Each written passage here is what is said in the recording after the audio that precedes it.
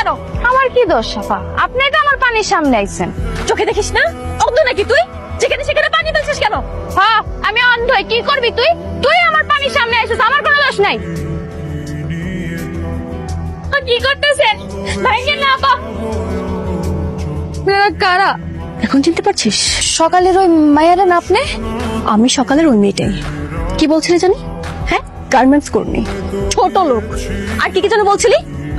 আমি তো বুঝতে পারি নাই যে তোর কাছে কি গরিবদের মানুষ মনে হয় না? হ্যাঁ, তুই নিজে একটা গরিব, তারপরেও তোর মধ্যে এত অহংকার কিসের? ভুল হয়ে গেছে আপা, আর হইব না। এই নে তোর ক্ষতিপূরণ। তোর যা যা ক্ষতি হয়েছে এখান থেকে পূরণ করে নিস। আর কখনো মানুষের সাথে এভাবে আচরণ করবি না। এই, তোমার আসার কথা হচ্ছে 11টায়, এখন বাজে অলমোস্ট 1টা। তোমাকে তো এখানে একটা কাজ দেওয়া হয়েছে না, তোমাকে বেতন দেওয়া হয়, তাহলে বেতনটা হালাল করে নাও না। আর কালকে থেকে যদি তুমি লেট করো, তোমার স্যালারি কিন্তু টাকা দাও। সরি স্যার, আপনার মেয়ের জামাইয়ের কারণে আপনাকে এই কিচেনে বসে কষ্ট করে অফিসের কাজ করতে হচ্ছে। রশিদ, তোমার মেয়ের বয়স যেন কত? 7 বছর।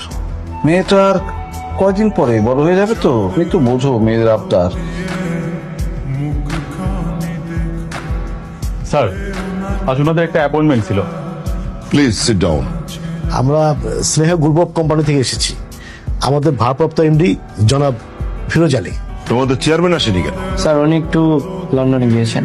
তাই বলে এরকম একটা এমপ্লয়ির সঙ্গে আমি মিটিং করব? আমাদের এমডি কে দেখেই বোঝা যাচ্ছে তোমাদের কোম্পানির হাল কি। Meeting cancel. স্যার, বুঝলাম না। আমাদের সঙ্গে মিটিং করব না। কারণটা জানতে পারি? তোমার হাতে যে ঘড়িটা আছে কত দাম? 400 টাকা। তুমি যে জামাটা পরে এখানে এসেছো তার দাম 600। আমি যে জুতোটা পরে আছি তার দাম জানো? 44,000 টাকা। তোমাদের অকাত নেই আমার সঙ্গে মিটিং করার। স্যার, দুনিয়াতে না অনেক রঙের মানুষ আছে। আপনার মতো এক সুলেমানের সাথে আমার ডিল ক্যান্সেল হলে আমার কোনো সমস্যা নেই। আমি আরো 10টা সুলেমান খুঁজে বের করতে পারবো।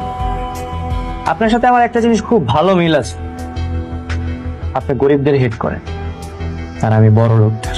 সমস্যা নেই স্যার, হয়তোবা ফিউচার আপনার সাথে আমার দেখা হবে, আর তখন আমি আপনার অকাতটা বুঝিয়ে দিব। চলুন না এসে। সিনিয়র গ্রুপের চেয়ারম্যান এবং তার মেয়ে এসেছে।